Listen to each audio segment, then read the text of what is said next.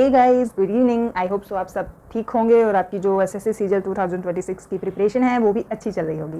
My name is Neha Sharma और मैं भी आप ही की तरह एसएससी सीजल 2026 की प्रिपरेशन कर रही हूँ।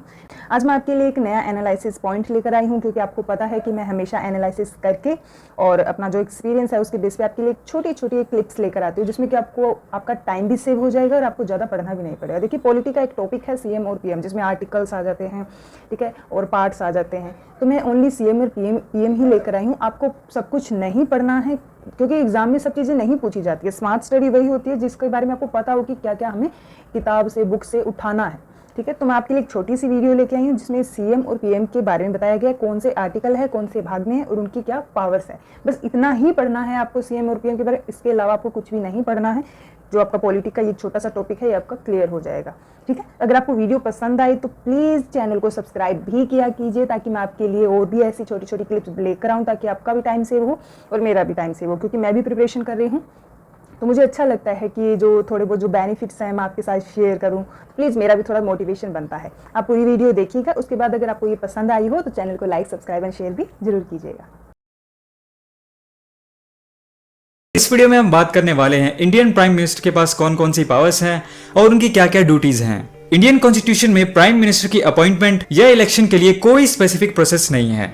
इंडियन कॉन्स्टिट्यूशन के आर्टिकल 75 के अकॉर्डिंग इंडिया का सिर्फ एक प्राइम मिनिस्टर होगा और उसको प्रेसिडेंट द्वारा अपॉइंट किया जाएगा। इंडिया में प्रेसिडेंट सिर्फ नाम मात्र का रूलर होता है, बिकॉज सारी major and important powers prime minister के पास होती है। मतलब इंडिया के प्रेसिडेंट कहने के लिए तो कंट्री के हेड होते हैं, लेकिन खास बात यह है कि सिर्फ कहने के लिए ही होते हैं। प्राइम मिनिस्टर गवर्नमेंट के हेड होते हैं और गवर्नमेंट के पास सारी पावर्स होती हैं, इसलिए पीएम के पास ही सारी पावर्स होती हैं। तो आइए डिटेल में पीएम की पावर्स एंड ड्यूटीज की बात करते हैं। पहले बात करते हैं पावर्स की। पीएम के पास अलग अलग टाइप की पावर्स होती हैं, जैसे executive powers, appointment powers, legislative powers, military powers and foreign policy powers. Executive powers, जैसा कि हम जानते हैं गवर्नमेंट के 3 ऑर्गन्स हैं, लेजिस्लेटिव, जुडिशरी, एग्जीक्यूटिव। और एग्जीक्यूटिव में सबसे ऊपर आते हैं council of ministers. Prime minister council of ministers के हेड होते हैं। लोकसभा के इलेक्शन होने के बाद पीएम को अपने अकॉर्डिंग काउंसिल ऑफ मिनिस्टर चुनने की पावर होती है, जिसकी अपॉइंटमेंट प्रेसिडेंट द्वारा की जाती है। प्राइम मिनिस्टर की सिफारिश पर काउंसिल ऑफ मिनिस्टर बनने के बाद पीएम ही डिसाइड करते हैं कि किस मिनिस्टर को कौन सा डिपार्टमेंट मिलेगा, और वो उनको कभी भी इंटरचेंज कर सकते हैं। काउंसिल ऑफ मिनिस्टर्स के हेड होने के नाते किसी भी मिनिस्टर के डिसीजन को अपने अकॉर्डिंग चेंज कर सकते हैं। प्राइम मिनिस्टर किसी मिनिस्टर को रिजाइन करने के लिए भी प्रेसिडेंट को सिफारिश कर सकते हैं। अगला है अपॉइंटमेंट पावर्स। प्राइम मिनिस्टर के पास प्रेसिडेंट को ऑफिसर्स की अपॉइंटमेंट से रिलेटेड सजेशन देने का भी अधिकार होता है, जैसे कि CAG, controller auditor general of India, attorney general of India, solicitor general of India, election commission of India, RBI governor etcetera. Next is legislative powers. Prime minister president को लोकसभा भंग कर नए सिरे से चुनाव करने की सलाह दे सकते हैं। इन केस प्राइम मिनिस्टर अपनी पोस्ट से रिजाइन कर देते हैं या अनफॉर्चुनेटली उनकी डेथ हो जाती है, तो बाकी मिनिस्टर्स कोई काम नहीं कर सकते हैं। मतलब पीएम की डेथ के साथ ही काउंसिल ऑफ मिनिस्टर्स की कैबिनेट ऑटोमेटिकली डिसॉल्व यानी भंग हो जाती है। प्राइम मिनिस्टर प्रेसिडेंट को पार्लियामेंट सेशन स्टार्ट या एंड करने के लिए कह सकते हैं। अगला है military powers. Prime minister Indian defence force यानी इंडियन आर्मी, इंडियन एयरफोर्स और इंडियन नेवी, इन सब के पॉलिटिकल हेड होते हैं। फॉर एग्जांपल, अगर इंडियन गवर्नमेंट बॉर्डर से रिलेटेड कोई स्ट्रेटेजिक पॉलिसी बनती है तो इसको प्राइम मिनिस्टर इस पावर का यूज करके ही इंप्लीमेंट करते हैं। Next is foreign policy powers. PM India की फॉरेन पॉलिसीज को इंप्लीमेंट करने में इंपॉर्टेंट रोल प्ले करते हैं by foreign tours and hosting foreign presidents. इसके अलावा भी prime minister NITI Aayog, national development council, interstate council, national water resource council etcetera के भी हेड होते हैं। पीएम इमरजेंसी सिचुएशंस के टाइम पे पॉलिटिकल लेवल पर डिजास्टर मैनेजमेंट डिपार्टमेंट के हेड होते हैं। तो ये थी दोस्तों इंडियन प्राइम मिनिस्टर की बेसिक पावर्स। इसके अलावा और भी कुछ पावर्स होती हैं, अगर आप जानते हैं तो कमेंट सेक्शन में कमेंट करें। तो चलिए अब बात करते हैं इंडियन प्राइम मिनिस्टर की इंपॉर्टेंट ड्यूटीज के बारे में। प्राइम मिनिस्टर की ये ड्यूटी होती है कि वो सरकार की सभी इंपॉर्टेंट पॉलिसीज का अनाउंसमेंट करते हैं, जैसे स्वच्छ भारत अभियान, GST, demonetisation etcetera. Prime minister central government के चीफ स्पोक्स पर्सन होते हैं, बिकॉज वो रूलिंग पार्टी का नेता होता है। प्रधानमंत्री को चीफ मिनिस्टर के सारे कार्यों की रिपोर्ट प्रेसिडेंट को सबमिट करनी होती है। पीएम की ड्यूटी है कि इंडिया में इमरजेंसी सिचुएशंस में या किसी और मामले में फॉरेन पॉलिसी से रिलेटेड सारी इंफॉर्मेशन प्रेसिडेंट को देनी होती है। एंड प्राइम मिनिस्टर की ड्यूटी होती है काउंसिल ऑफ मिनिस्टर्स या कैबिनेट एडमिनिस्ट्रेशन एक्टिविटी के बारे में प्रेसिडेंट को इन्फॉर्म करना। कोई भी काम या डिसीजन जो भी लिए जाते हैं जैसे देश में कोई कानून लागू करने का, किसी बड़ी पोस्ट पे अपॉइंटमेंट करने का या किसी इंटरनेशनल पॉलिसी का, ये सब चीज़ें प्रेसिडेंट के नाम पे की जाती हैं। यानी प्रेसिडेंट हमारी कंट्री को as a single unit represent करते हैं। लेकिन अगर हम इंडिया के प्रेसिडेंट को यूएसए के प्रेसिडेंट से कंपेयर करें तो क्या नाम सेम होने के अलावा उनमें कुछ भी सिमिलर है? जब भी पावर की बात आती है तो यूएस के प्रेसिडेंट से हमेशा इंडिया के प्राइम मिनिस्टर को कंपेयर किया जाता है, ना कि प्रेसिडेंट को। इंडिया में प्रेसिडेंट सिर्फ एक ऑनररी पोस्ट है। ऐसा इसलिए है क्योंकि प्रेसिडेंट इंडिया के हेड होते हुए भी कुछ भी अपनी मर्जी से नहीं कर सकते हैं। मोस्टली वो सिर्फ वही कर सकते हैं जो काउंसिल ऑफ मिनिस्टर्स एडवाइस करते हैं, यानी करने वाले काउंसिल ऑफ मिनिस्टर्स होते हैं, लेकिन वो चीजें प्रेसिडेंट के नाम पे की जाती हैं। हमारे कंट्री में प्रेसिडेंट के रोल को समझने के लिए उनकी पावर्स को कैटेगराइज कर लेते हैं। Legislative powers, executive powers, judicial powers, financial powers, diplomatic powers, military powers and emergency powers. सबसे पहले बात करते हैं लेजिस्लेटिव पावर्स के बारे में। प्रेसिडेंट इंडियन पार्लियामेंट का एसेंशियल पार्ट होते हैं। पार्लियामेंट के हर साल में 3 सेशंस होते हैं। प्रेसिडेंट पार्लियामेंट के सेशन को बुलाते और बंद करते हैं। प्रेसिडेंट लोकसभा को डिसॉल्व यानी भंग भी कर सकते हैं। लेकिन हाँ, वही बात जो हमने जस्ट अभी डिस्कस करी थी कि वो कोई भी काम अपनी मन मर्जी से नहीं कर सकते हैं कि मुझे गवर्नमेंट पसंद नहीं आ रही है, डिसॉल्व कर देता हूँ। ऐसा वो तभी कर सकते हैं जब पीएम उन्हें रिकमेंड करे या उन्हें ऐसा लगे रूलिंग पार्टी लोकसभा में अपनी मेजोरिटी खो चुकी है, तो वो रूलिंग पार्टी को अपना मेजोरिटी प्रूव करने के लिए कहते हैं। उसके बाद अगर रूलिंग पार्टी अपना मेजोरिटी साबित नहीं कर पाती है तब प्रेसिडेंट लोकसभा को डिसॉल्व कर सकते हैं और री इलेक्शन ऑर्डर कर सकते हैं।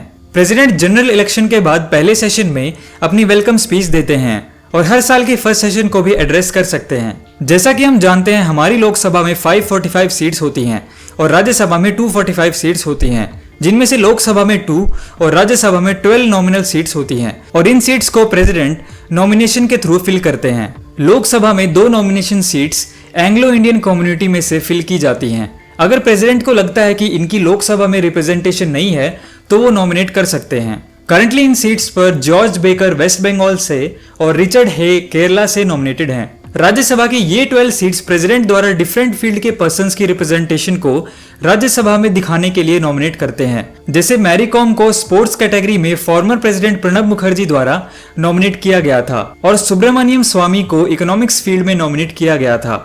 आगे लेजिस्लेटिव पावर्स में प्रेसिडेंट के पास ये पावर्स होती हैं। कोई भी मनी बिल और स्टेट रीऑर्गेनाइजेशन बिल पार्लियामेंट में पेश करने से पहले इनकी प्रायर रिकमेंडेशन ली जाती है। उनकी रिकमेंडेशन के बिना इस बिल को पार्लियामेंट में पेश नहीं किया जा सकता। इसके अलावा प्रेसिडेंट को ऑर्डिनेंस लाने की पावर होती है। ऑर्डिनेंस होते हैं कच्चे कानून। जब पार्लियामेंट सेशन में नहीं होती है और उस टाइम इमरजेंसी में प्रेसिडेंट को अगर कोई कानून लाना होता है तो वो अपनी इस पावर का इस्तेमाल करके कानून बना सकते हैं, लेकिन इसकी वैलिडिटी सेशन आने के बाद सिर्फ 6 वीक तक होती है। अगर वो कानून पार्लियामेंट में रद्द हो जाता है तो उसे हटा दिया जाता है। इसके अलावा कोई भी बिल जो पार्लियामेंट में पेश होते हैं वो कानून सिर्फ प्रेसिडेंट की मंजूरी के बाद ही बनता है। कोई भी बिल पार्लियामेंट में पास होने के बाद प्रेसिडेंट के पास आते हैं। फिर 2 चीजें हो सकती हैं। अगर प्रेसिडेंट को कानून सही लगता है तब वो उसे अपनी मंजूरी देकर कानून बना देते हैं, और अगर उनको वो नहीं पसंद आता है या फिर प्रेसिडेंट उसमें कुछ चेंजेस सजेस्ट करते हैं तो उस केस में वो बिल वापस पार्लियामेंट में भेज सकते हैं और फिर पार्लियामेंट से ये बिल दोबारा पास होकर आते हैं। चाहे वो प्रेसिडेंट की सजेशन माने या ना माने वो उनकी मर्जी है, लेकिन इस बार प्रेसिडेंट को बिल पर साइन करना पड़ता है। Next is executive powers. President सरकार के नॉमिनल हेड होते हैं। गवर्नमेंट ऑफ इंडिया का कोई भी काम फॉर्मली उनके नाम पर किया जाता है। प्रेसिडेंट जनरल इलेक्शन के बाद हमारे देश के प्राइम मिनिस्टर को अपॉइंट करते हैं और फिर प्राइम मिनिस्टर की एडवाइस पर बाकी काउंसिल ऑफ मिनिस्टर्स को भी अपॉइंट करते हैं। इनके अलावा president attorney general of India यानी एजीआई को अपॉइंट करते हैं। फॉर एग्जांपल के Venugopal Iyer appointed by former president Pranab Mukherjee. AGI government of India का मेन वकील होता है, यानी अगर गवर्नमेंट ऑफ इंडिया के खिलाफ कोई भी अगर केस होता है एजीआई गवर्नमेंट ऑफ इंडिया की तरफ से केस लड़ता है। इसके अलावा president controller auditor general of India यानी सीएजी को अपॉइंट करते हैं। For example IAS officer Rajiv Mehrishi appointed by former president Pranab Mukherjee. CAG का काम होता है ऑडिट करना कि सरकार जो पैसा खर्च कर रही है वो सही तरीके से कर रही है या नहीं। इसके अलावा president chief election commissioner and other election commissioner को अपॉइंट करते हैं। For example recently Sunil Arora was appointed as chief election commissioner by president Ramnath Kovind. Next president UPSC के मेंबर्स को भी अपॉइंट करते हैं। Current UPSC chairman Arvind Saxena was appointed by former president Pranab Mukherjee, और president finance commission के मेंबर्स को भी अपॉइंट करते हैं। Current chairman of finance commission IAS officer Nand Kishore Singh was appointed by president Ramnath Kovind. इसके अलावा प्रेसिडेंट हर एक स्टेट के गवर्नर को भी अपॉइंट करते हैं। प्रेसिडेंट के पास पावर होती है कि वो कभी भी प्राइम मिनिस्टर से कुछ भी पूछ सकते हैं कि करंटली एग्जीक्यूटिव यानी prime minister plus council of ministers जो एग्जीक्यूटिव के हेड होते हैं क्या काम कर रहे हैं। चलते हैं अब नेक्स्ट पावर पे, जुडिशियल पावर्स। प्रेसिडेंट इंडिया के चीफ जस्टिस और सुप्रीम कोर्ट और हाई कोर्ट के अदर जजेस को अपॉइंट करते हैं। For example current chief justice of India Rajan Gogoi appointed by president Ramnath Kovind. President supreme court से किसी भी मैनर में एडवाइस ले सकते हैं, लेकिन वो एडवाइस मानना उनके लिए कंपलसरी नहीं है। प्रेसिडेंट किसी भी अपराधी जिसको कोर्ट द्वारा सजा मिली है उसकी सजा को आसान करा सकते हैं, कम करवा सकते हैं, हटवा सकते हैं और सजा माफ करवाकर बाइज्जत बरी करवा सकते हैं। यहाँ तक कि प्रेसिडेंट अपनी पावर का इस्तेमाल करके किसी डेथ सेंटेंस को भी माफ करवा सकते हैं।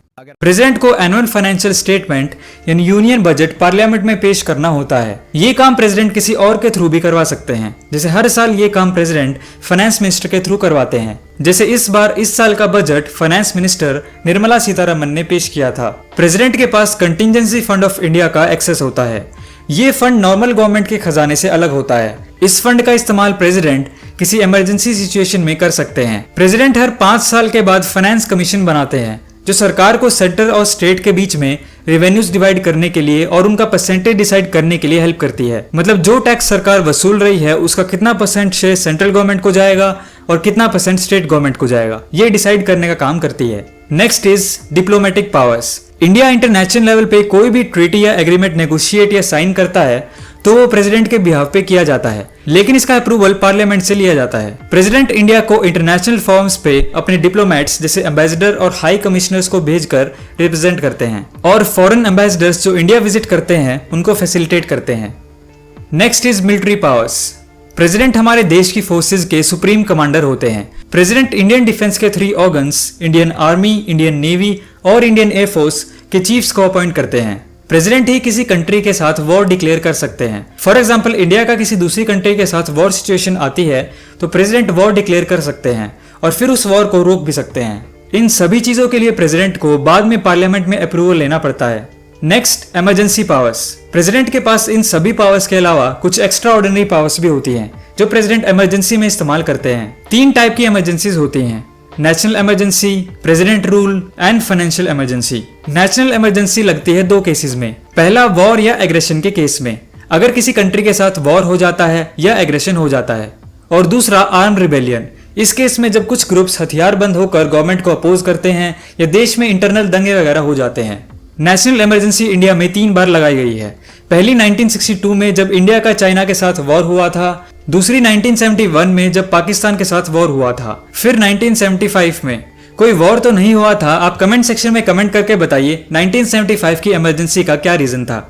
आगे, प्रेसिडेंट रूल किसी स्टेट में तब लागू होता है जब उस स्टेट का गवर्नर उसे ऐसा लगे कि उस स्टेट की लेजिस्लेटिव मशीनरी फेल हो चुकी है या डिसॉल्व हो चुकी है, तब प्रेसिडेंट रूल लागू हो जाता है।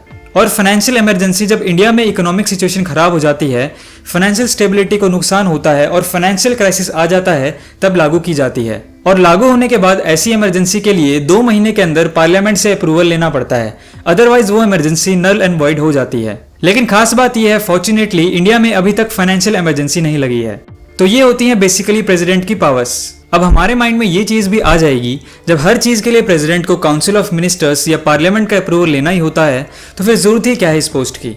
अब इसका सिंपल आंसर ये है कि प्रेसिडेंट एक नॉन पॉलिटिकल पर्सन होता है और कोई भी पॉलिटिकल डिसीजन जब उनके पास आता है एक्ट करने के लिए, तब अगर उन्हें लगता है कि ये डिसीजन कंट्री के लिए सही नहीं है तो इस चीज को वो पब्लिक फोरम पे कह सकते हैं। और प्रेसिडेंट की पोस्ट काफी इन्फ्लुएंशियल होती है, तो उनकी कही हुई बात का इफेक्ट लोगों पर जरूर पड़ता है, जिसका annual effect next year general election में देखने को मिल सकता है। इसलिए प्रेसिडेंट एक बहुत इंपॉर्टेंट पोस्ट है। आई होप सो आपको ये वीडियो बहुत अच्छी लगी होगी और काफ़ी बेनिफिशियल भी रही होगी, क्योंकि आप भी काफ़ी कंफ्यूज रहते हो कि जैसे कि पॉलिटी के जो काफ़ी सारे टॉपिक्स है, काफ़ी वास्ट है ये भी, इसमें से क्या पढ़े कितना पढ़े, तो आपको सब कुछ पढ़ने की कोई ज़रूरत नहीं है। मैं आपकी छोटी छोटी हेल्प करती रहूँगी, जो कि मैं खुद पे भी इम्प्लाई कर रही हूँ और आप भी अपने ऊपर इम्प्लाई कीजिएगा। ओके, तो SSC 2026 के लिए ऑल द बेस्ट सभी को, और अपनी प्रिपरेशन है वो इसी तरीके से जारी रखिएगा और नोटिफिकेशन का वेट मत कीजिए, आप अपनी तैयारी कंटिन्यू रखिए, अपने मार्क्स इंप्रूव कीजिए, अपना वीक पॉइंट इंप्रूव कीजिए। वेट नहीं करना है, क्योंकि एग्जाम तो होना ही होना है, चाहे नोटिफिकेशन लेट आए चाहे बाद में आए। आपको अपने अकॉर्डिंग 60 या 75 डेज का गैप रखना है कि इतने में एग्जाम हो जाएगा, तो अपनी प्रिपरेशन कंटिन्यू रखिए। All the best.